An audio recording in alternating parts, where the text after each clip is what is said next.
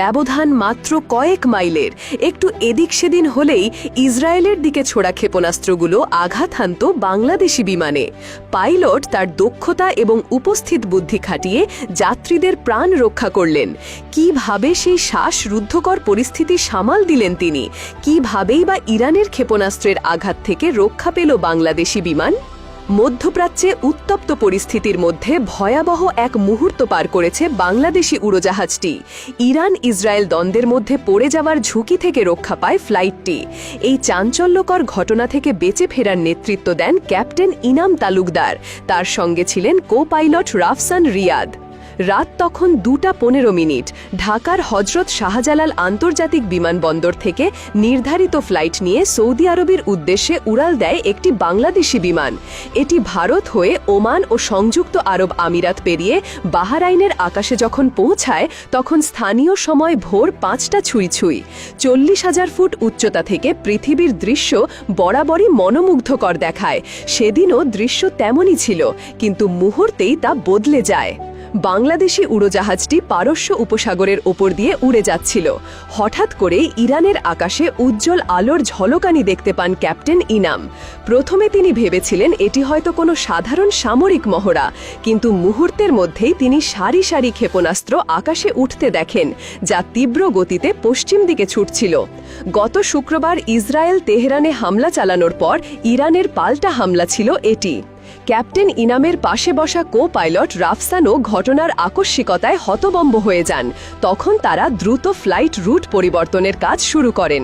তাদের মাথায় কেবল একটিই প্রশ্নই ঘুরপাক খাচ্ছিল, যদি কোনো একটি ক্ষেপণাস্ত্র গতিপথ পাল্টে তাদের বিমানের দিকে চলে আসে তাহলে কি হবে?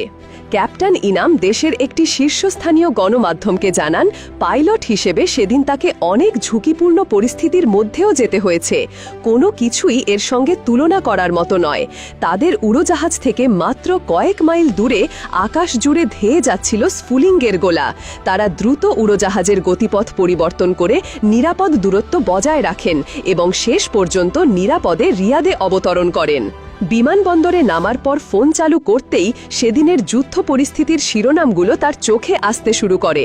ইসরায়েলে ইরানের ব্যাপক ক্ষেপণাস্ত্র হামলা। ক্যাপ্টেন ইনাম বলেন, সেদিন সকালে তিনি শুধু একজন পাইলটই ছিলেন না, ছিলেন ইতিহাসেরও জীবন্ত একজন সাক্ষী।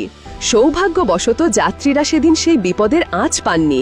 বিমানটি নিরাপদে অবতরণ করতে পারলেও একটি প্রশ্ন আবারও নতুন করে সামনে এসেছে, যে আকাশে আমরা উড্ডয়ন করি তা আসলে কতটা নিরাপদ? এদিকে মধ্যপ্রাচ্যে আঞ্চলিক দুই প্রতিদ্বন্দ্বী ইরান ও ইসরায়েলের মাঝে টানা চতুর্থ দিনের মতো হামলা পাল্টা হামলা চলছে।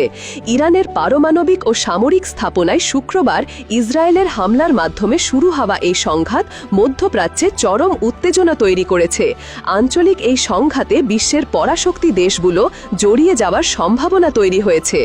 ইরানের সর্বোচ্চ নেতা আয়াতুল্লাহ আলী খামেনি সামাজিক যোগাযোগ মাধ্যমে দেওয়া এক পোস্টে ঘোষণা করেছেন, আলী বা হায়দারের নামে যুদ্ধ শুরু হলো। হায়দার নামটি ইসলামের ইতিহাসে ইমাম আলীর একটি পরিচিত উপনাম, যাকে শিয়া মুসলমানরা প্রথম ইমাম এবং মহানবী হজরত মোহাম্মদ সাল্লাল্লাহু আলাইহি ওয়াসাল্লামের প্রকৃত উত্তরসূরি হিসেবে মানেন। খামেনি হুঁশিয়ারি দিয়ে বলেন, শত্রুদের বিরুদ্ধে আমাদের শক্তিশালী প্রতিক্রিয়া জানাতে হবে, আমরা তাদের প্রতি কোনো করুণা দেখাবো না।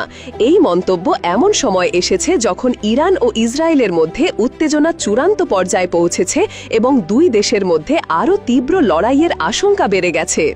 ইসরায়েল ও ইরানের মধ্যে চলমান সংঘাতের কারণে ইসরায়েলে অবস্থিত মার্কিন দূতাবাস আগামী 21 জুন শুক্রবার পর্যন্ত বন্ধ থাকবে বলে ঘোষণা দেওয়া হয়েছে।